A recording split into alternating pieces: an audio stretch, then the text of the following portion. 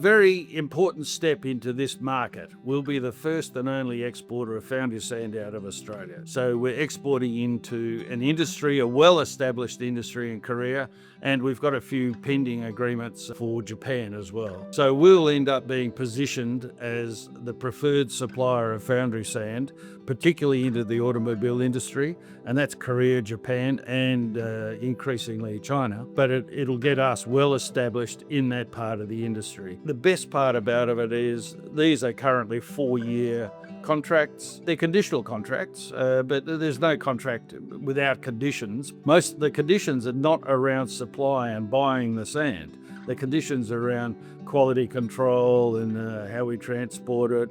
At what point does it change hands? They're all standard conditions for a contract like this. Yes, we get well established in the automobile industry.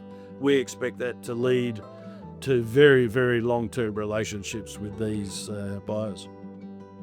The South Korean guys, they supply into the automobile market. Taiwan is an interesting proposition. They actually want foundry sand, but for different reasons, particularly the water filtration market and also into glass making. The Philippines is almost exclusively into the glass making market, container glass mainly. It's important to get into that automobile industry in Korea. It's huge. These buyers are suppliers of what's called resin-coated sand. And resin-coated sand is used to make foundry molds, predominantly for the automobile industry. All four, as it happens, happen to be family-owned companies. And they're multi-generational companies. So the guys in Korea have been in the automobile industry for 50 years. And we've got more to come in Korea. We're also in the process of finalising our agreements with a couple of Japanese companies who also supply into the automobile industry. And they recognise Arrowsmith North as being a very good foundry sand product.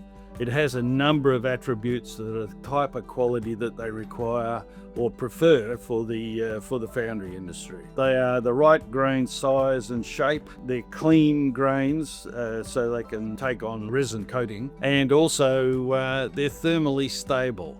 So you can pour molten metal into these and you don't have any of them pop.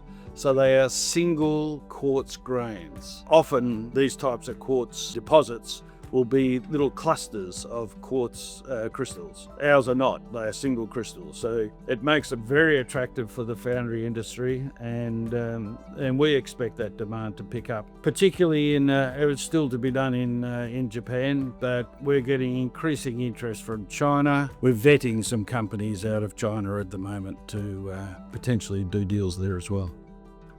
These offtakes and the few that are pending will support the financing for the project. We've engaged Argonaut to undertake selecting a potential financier for the project. We're within weeks of shortlisting those financiers, and that goes hand in hand with these binding contracts. And in fact, they are very hand in hand, because we have to be able to put a contract together that's acceptable to the buyer, but also acceptable to the financier. So there's been a bit of to and froing over the last month to get both of those parties satisfied. The binding agreements is a very important step into getting financing in place. Once financing is in place, we can make a final investment decision. It'll feed into a final definitive feasibility study, which we'll publish before we make a final investment decision.